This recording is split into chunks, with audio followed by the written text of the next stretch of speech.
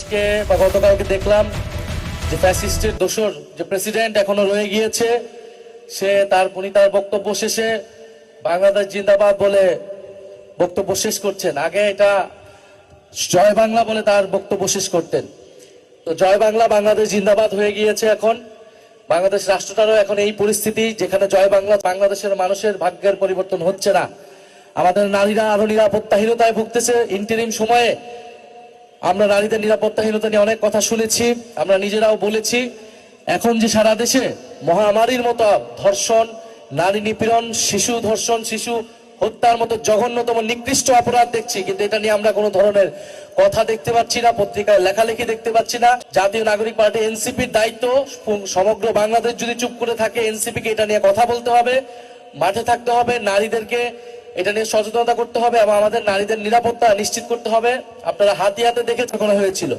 ফলে এই ধরনের ঘটনা ঘটতেছে, আমাদেরকে এই বিষয়গুলোকে প্রতিবাদ জানাতে হবে এবং সংস্কারের পক্ষে, বিচারের পক্ষে